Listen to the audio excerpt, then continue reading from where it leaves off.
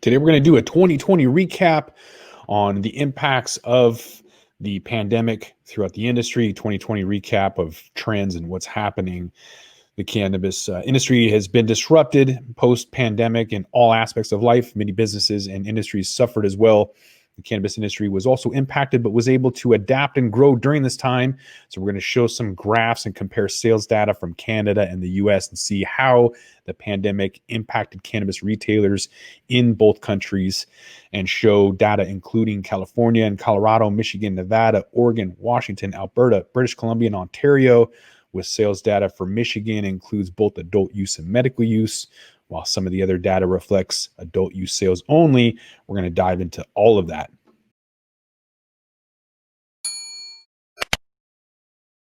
Welcome back to The Talking Hedge. I'm Josh Kincaid, capital markets analyst and host of your Cannabis Business Podcast.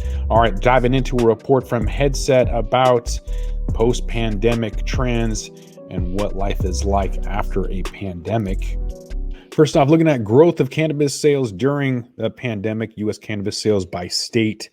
So cannabis sales, they've grown year over year across legal markets in the U.S. during the 2020 pandemic. And although there's some variations from state to state, sales in both Oregon and Washington combined saw an increase in average sales from 21% in January to an average 49.5% in May. In August, Oregon saw 40% year over year growth.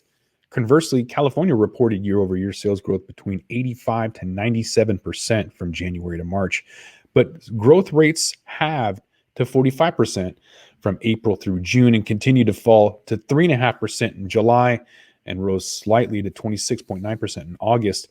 Alberta is the only province in Canada with 2 years of growth, so the year-over-year data for Canada hasn't been included, but we're going to explore some month-over-month sales trends in Canada right now. So sales growth in Canada month over month, we can see that cannabis sales from February to March, it grew slightly by 14.8%, but it had a decline of 15.2% from March to April. So the decline seems to have been driven largely by the intermittent government-imposed shutdowns in Ontario that impacted cannabis retailers.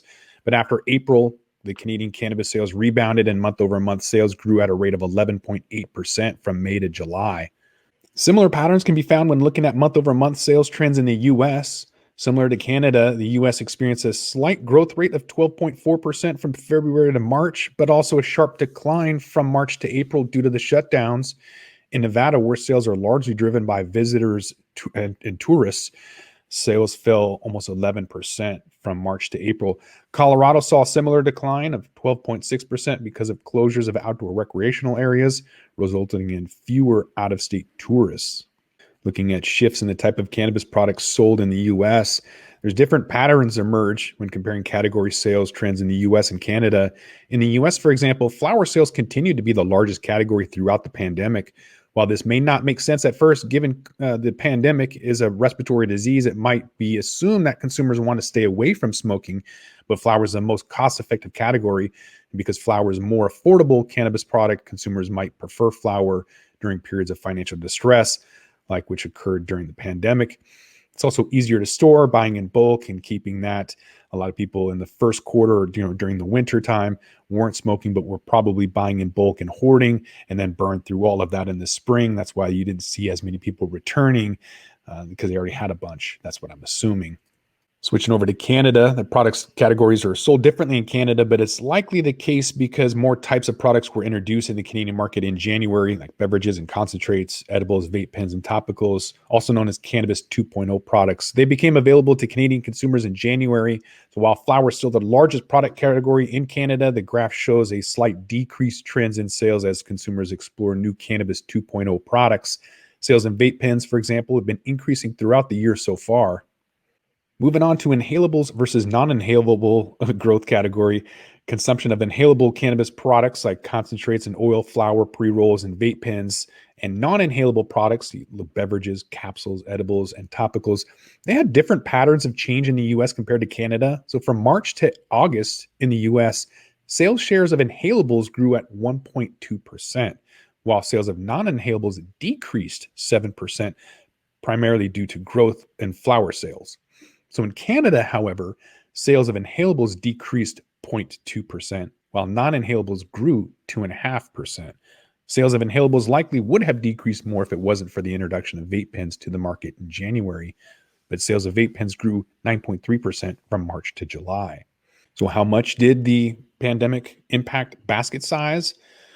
So the pandemic had an impact on how much money was being spent in consumer transactions or basket size in both the US and Canada. Basket sizes started to increase in March. This is an indication that consumers have been making fewer trips to cannabis stores due to self-isolation and social distancing during the pandemic, but they've also been making larger purchases when they do go to the store. So in the US, basket sizes peaked in April and have been remained fairly consistent throughout August. In Canada, basket size has fallen nearly $10 since basket size peaked in April. As of August, average basket size is trending towards stabilization to pre-pandemic levels. The difference in trends from the US and Canada is interesting and might be explained by the continued uncertainty of the pandemic in the US, which is continuing to drive fewer trips to the store and larger baskets. So to dig deeper into the basket size, we're going to look at two components: average items per basket and average items price. In the US, you can see that the increase in average item size was primarily driven by growth in the number of items in the basket. Average item price increased only slightly in March with a 3.8% growth, and April 1.2%. Average items per basket, on the other hand, increased 7.3% in March and 10.9% in April. So these 2 months we saw above the most month-over-month growth. And then after May, average item price and average number of items per basket stabilize in the US, may indicate that new normal for average basket size in the US, at least until the pandemic can be less influential on consumer behavior. Canada also saw an increase in basket size from March to April, but growth was driven by both average item price and items per basket. So for example, average item price increased 4.6% and items per basket increased 5.9% in March. So from March to April, average item price increased 4.9 and items per basket increased 11.6. So since May, the metrics have been decreasing and might be trending towards a stabilization to pre-pandemic numbers. So despite the global pandemic, the data has been demonstrating that both the US and Canadian cannabis industries are continuing to see growth, although the trends are slightly different in the two countries. All right, that about does it for our 2020 wrap up on trends post-pandemic. But next week, look for a Headset monthly report. We're going to actually do an entire annual report since, well, it's the end of the year and we have 12 months of data for about 15 different locations. Again, that includes quite a few marketplaces: California and Colorado, Nevada and Washington, Alberta, British Columbia, Illinois, Massachusetts, Oregon, Michigan, Ontario, and Saskatchewan. So quite a few data metrics that we'll be pulling in as best as we can and cover all of that early next week. Just come back to the Talking Hedge and find out. With that, we're going to roll this one up. I'm Josh Kincaid. This is the Talking Hedge. Don't forget to like, share, and subscribe, or don't, and I'm out. Don't forget to smash that like button on your way out and check out these other videos that we've got.